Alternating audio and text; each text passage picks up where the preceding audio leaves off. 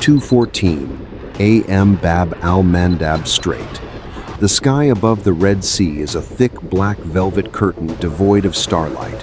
Below the surface is the movement of massive steel masses. The aircraft carrier USS Dwight D. Eisenhower is cutting through the waves at 25 knots. In this space, there is no room for ostentation. The entire fleet is maintaining MCON Alpha status, which means absolute radio silence. The massive AN Spy-6 radar antennas on the command tower still rotate but emit no active signals. They are in passive listening mode, scouring for any strange electromagnetic ripples from the Yemeni coast. Inside the cockpit of an F-35C Lightning II from Squadron VFA 147 Lieutenant Commander Marcus Reed does not look out the window. He is staring at the 20-inch panoramic touchscreen display. His AN/APG 81 system is not emitting a single radar pulse. Instead, it is synthesizing data from the EOTS, or Electro-Optical Targeting System, located under the aircraft nose. Reed's world appears through green blocks of thermal imagery. He is flying at 35000 feet, acting as a silent sentry. 20 miles to the west, an EA-18G Growler is flying in an elliptical orbit. This is the most critical aircraft in this network. It does not carry heavy bombs. Its most fearsome weapon lies in its electronic lungs, the AN/ALQ-218V2 system. The electronic warfare officers in the back seat are meticulously observing the radio frequency spectrum. They are looking for an information gap. At coordinates 1235 north 4320 east, a dangerous scenario is gradually taking shape. The Houthi forces are far from inexperienced. They know that turning on a target search radar would lead to their immediate destruction by AGM-88 HARM missiles. Therefore, they use geometry as a weapon. 3 civilian oil tankers flying Panama flags are moving slowly northward. Under the shadow of these 300-meter-long vessels is a swarm of 50 Samad, 3 suicide drones. These drones fly close to the water, just 5 meters above the waves, and maintain an extremely close distance to the sides of the tankers. In radar physics, this is known as physical masking. The massive steel structures of the tankers create a radar cross-section, or RCS, so large that it saturates any target filtering algorithms of the U.S. defense systems. To long-range sensors, the U.S. fleet only sees normal commercial shipments passing through the strait. The information gap has been created. The enemy is using the very caution of the U.S. military to set a trap. They know that the U.S. will never fire on civilian vessels without clear evidence. In the shadows of the ship decks, the drone swarm quietly accumulates kinetic energy. They await a single signal from the mainland to break away and create a saturation storm. In the carrier's CIC, the air is thick with the smell of ozone and concentration. There is no shouting, only the clicking of keyboards and brief commands. The weapons coordination officer notices a slight anomaly in the speed of one of the tankers. It is moving 2 knots faster than its registered manifest. 2:21 a.m. In just 7 minutes, the drone swarm will reach the intercept point to turn directly toward the carrier strike group. This silence is not peace. It is the state of a spring being compressed to its limit. A perfect trap has been set based on a thorough study of the U.S. Navy's rules of engagement. The enemy does not intend to defeat U.S. technology with power, but by making that technology useless through physical and electromagnetic masking. 2:28 a.m. The collapse of the electromagnetic spectrum. At the radar stations on the coast of Hodeidah province, Houthi forces simultaneously activate high-frequency transmitters. This is not a conventional explosive attack. It is an assault on perception. A raw, high-intensity energy stream is fired directly at the coordinates of the carrier strike group. On the multifunction displays of the U.S. fleet, a terrifying phenomenon occurs: noise jamming. Inside the F-35C cockpit, Lieutenant Commander Marcus Reed witnesses his 20-inch screen suddenly fill with thousands of tiny white light streaks. The EA-18G system, the heart of situational awareness, is struggling to filter out billions of gigabytes of junk data. Digital signal processing algorithms are reaching overload. In Reed's headset, white noise sounds like rain on a tin roof, a cold sound of digital blindness. The early warning system on the EA-18G Growler flashes a red alert. The electronic warfare officer in the back seat informs the pilot over the intercom in an emotionless tone. Strobe on 090. Jamming intensity high. The enemy is not just using noise jamming, but also employing DRFM, or digital radio frequency memory techniques. They capture US radar signals, modify them by a fraction of a millisecond, and retransmit them, creating thousands of ghost targets on the screens. 2:29 a.m. The trap has sprung. At coordinates 1238 north, 4322 east, the swarm of 50 Samad-3 drones simultaneously accelerates, breaking away from the shadows of the 3 oil tankers. In a single second, they transform from invisible entities into a killer storm. However, supported by the land-based jamming, the Aegis defense systems on the cruiser USS Philippine Sea cannot distinguish between real drones and false reflections. The information gap has now become a black hole. The Link 16 network, the data backbone of the US military, begins to suffer from bandwidth congestion. Data transmission rates drop from megabits to kilobits. The common tactical picture is fragmented. Commanders in the CIC watch target icons dance chaotically across the map. In 45 seconds, the world's most advanced defense system enters a state of information saturation. This is the suffocation of modern warfare. It does not come from gunpowder smoke, but from the loss of control over reality. The more US active sensors try to broadcast power to burn through the interference, the more they inadvertently provide energy for the enemy's receivers to create more decoys. It is a lethal feedback loop. The carrier strike group commander maintains a chilling silence. In the darkness of the operations room, he understands that the fleet is at a life or death threshold. If they cannot clear this electromagnetic fog within the next 120 seconds, the drone swarm will reach an uninterceptable distance. The Samad-3 units carrying high explosive warheads are cruising at 200 kilometers per hour, with every passing second shortening the kill distance by 55 meters. The spatial pressure becomes tangible. Inside the F-35C cockpit, Marcus Reed feels sweat soaking through his flight suit. He cannot achieve a radar lock. The fire control system repeatedly flashes errors. Radar blind, searching for alternative track. Everything seems to be collapsing according to the script meticulously researched by the enemy. The adversary has turned the power of AESA radar into a fatal weakness by drowning it in a sea of fraudulent data. 2:30 a.m. Amidst the chaos of radio waves, a brief command is issued from the carrier via a backup communication channel. Execute pivot, switch to passive. This is not a retreat. This is the moment the Americans change the entire rules of the information warfare game. On the EA-18G Growler, the electronic warfare officer no longer attempts to crush all jamming signals with brute force.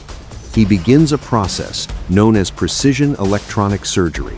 The ANALQ 218V2 system, with its ultra-wideband receivers, begins to analyze the structure of the jamming stream from the mainland.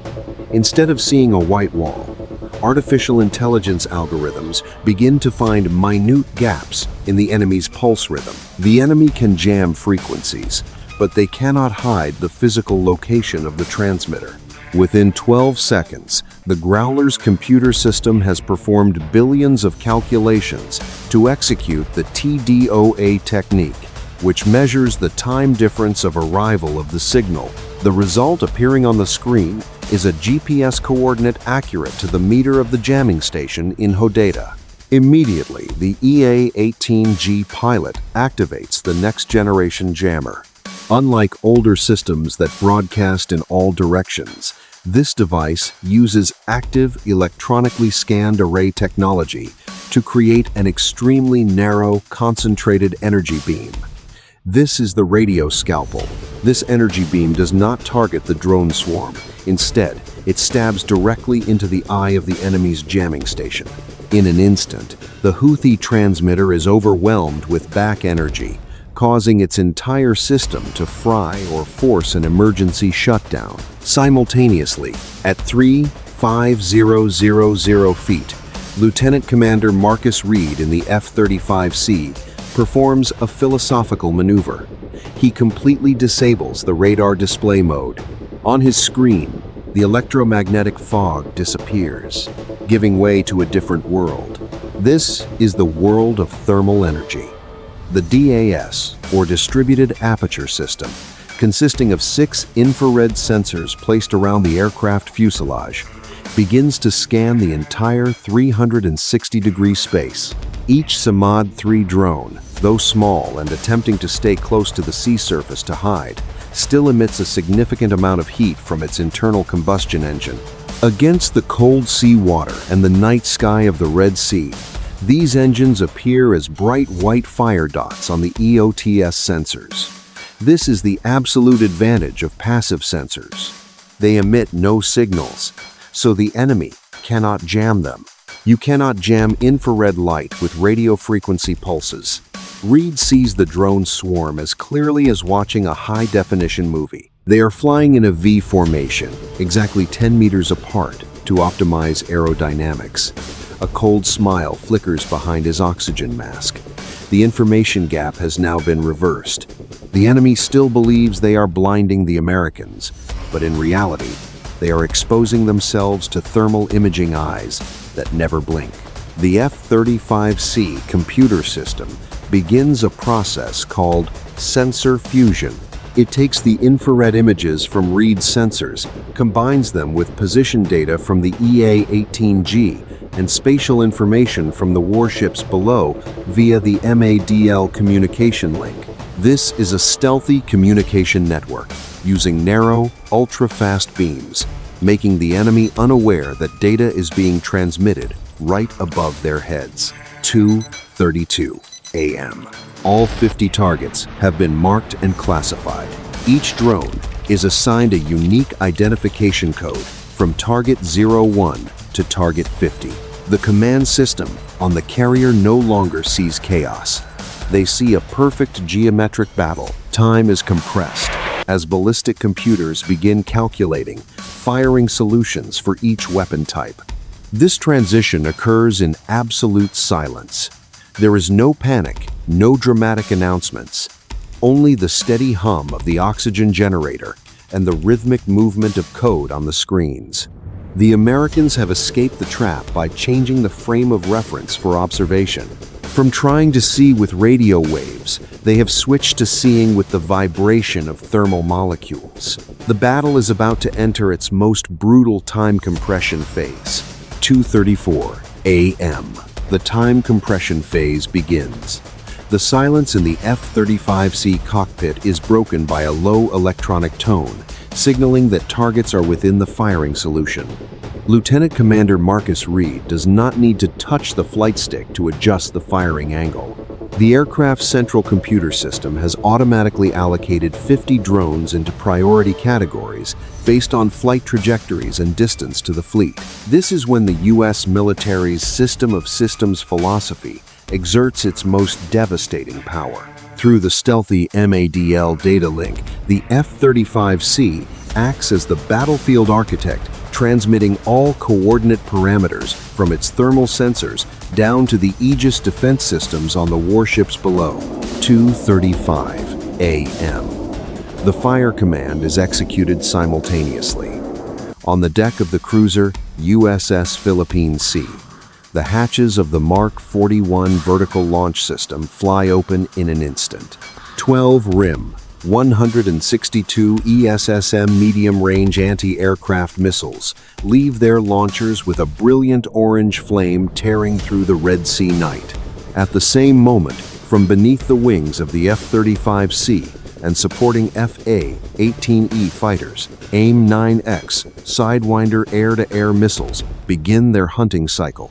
The technical description of the AIM-9X is an obsession with precision.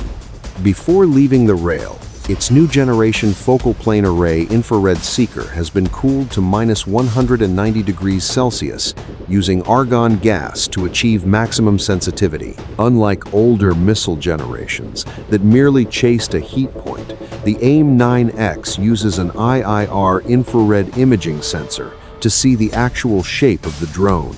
It recognizes wings, fuselage, and engine to select the impact point for maximum lethality. With a 60G structural limit and thrust vectoring engines, this missile renders all drone maneuver attempts futile. Over the next 90 seconds, the space over the Bab al Mandab Strait becomes a laboratory for collision geometry. The ESSM missiles race at Mach 4, which is over 4,900 kilometers per hour. They do not fly directly at the target, but follow an optimal intercept trajectory calculated by the AN-SPY-6 radar. When the distance closes to 500 meters, the laser proximity fuse activates, releasing thousands of tungsten cube fragments to create a lethal steel mesh in space. 236. AM fireballs begin to bloom over the sea surface. Every 3 seconds, a Samad-3 drone is transformed into a cloud of metal debris. There is no panic from the US side. In the CIC, officers merely observe target icons turn from red to gray on the displays. Each time an icon disappears, it is the result of a successful mathematical calculation. The numerical superiority of the 50 drones is being crushed by computer processing speeds and the precision of laser and infrared guided weaponry. This counterattack is the compression of time and space. The enemy spent months manufacturing and transporting the drone swarm, but the US military took less than 2 minutes to sweep them from the sky. This is the essence of modern asymmetric warfare, where the side that controls the OODA loop, observe, orient, decide, and act faster, will be the victor. US pilots do not need to be old-fashioned marksmen. They are data managers within a highly automated killing system. 2:37 a.m. The final missile intercepts the 50th target at a distance of 12 miles from the aircraft carrier. The radar screens are now completely clear. The enemy jamming stations on the coast are still being incinerated by the energy stream from the EA-18G Growler, making them unable to realize that their drone swarm has been annihilated. A deadly silence returns to the Red Sea, but this time it carries the taste of an absolute digital victory. 2:45 a.m. 8 minutes after the last missile vanished into nothingness. On the surface of the Red Sea, the ripples begin to erase the traces of carbon and metal debris. There are no billowing smoke columns, no prolonged roaring sounds. The battle ended as quickly as it began. Silence returns, but it is a technical silence. Inside the F-35C cockpit, Lieutenant Commander Marcus Reed feels the change in air pressure as the PTMS, or Power and Thermal Management System, begins operating at maximum capacity. It is struggling to expel millions of joules of heat generated by the data processing computers and the EOTS sensor systems into the environment. Reed does not look down at the sea. He is checking the post-combat data streams on his display. The ALR-94 system automatically records the entire electromagnetic signature of the attack, encrypts it, and prepares to send it to the central server at Nellis Air Force Base. Every millisecond of the recent battle is a treasure trove of invaluable data. What just happened was not merely an annihilation. It was a large-scale information-gathering process. Not far away, the EA-18G Growler also begins descending to return to the carrier. Its electronic lungs, the ANALQ-218 systems, gradually switched to standby mode. The electronic warfare officers in the back seat remove their oxygen masks, their faces showing no excitement of victorious warriors. They wear the expressions of engineers who have just completed a laboratory pressure test. To them, the enemy is not human beings, but frequency bands and algorithms waiting to be decoded. The greatest lesson from the past 9 minutes does not lie in how many drones were shot down. It lies in the philosophy of the information gap. The Houthi forces executed a clever tactic by using the geometry of the oil tankers to create physical masking. They were correct in assuming that radar, the primary eye of the 20th century military, could be blinded by interference and clutter. But they were wrong to believe that radar blindness meant the blindness of the entire system. The true strength of fifth-generation air power and modern carrier strike groups lies in sensor fusion capability. When one information door is closed by electromagnetic interference, the system automatically opens another door via infrared thermal imaging or passive electronic reconnaissance. In the world of the F-35C, no absolute blind spot exists for longer than 5 seconds. The enemy's attempt to blind U.S. radar inadvertently made them prominent targets against the thermal background of the electro-optical sensors. This is a cognitive trap that users of older technology frequently fall into. In the CIC of the USS Dwight D. Eisenhower, the fleet commander looks at the ammunition cost summary. 50 modern missiles in exchange for 50 cheap drones. An economic equation that seems asymmetric.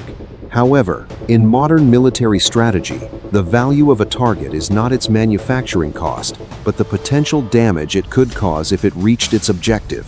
Protecting a $13 billion aircraft carrier and the lives of 5,000 personnel is a calculation that cannot be measured in money. This battle is a chilling reminder of the limits of humans against machines. Throughout the counterattack process, the human role was only to make the final decision to fire. Every search, classification, tracking, and target allocation procedure was performed by algorithms at speeds a biological brain could never match. We are entering an era where the largest battles will take place in the silence of microchips, where the victor is the one possessing the more optimal line of code. The eastern sky begins to turn the pale gray of dawn. Marcus Reed's F-35C gently approaches the carrier deck, the tailhook catching the steel cable with a powerful jolt. As the cockpit canopy opens, the salty air of the Red Sea fills his lungs. Reality has returned, raw and silent. This confrontation is but a small chapter in a larger book on electromagnetic spectrum dominance. The hidden ones in the shadows are still studying, and so are the Americans.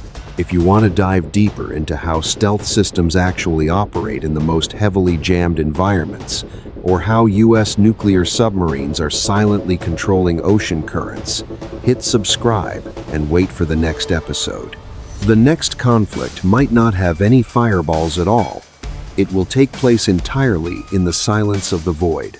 Thank you for joining us in today's tactical analysis.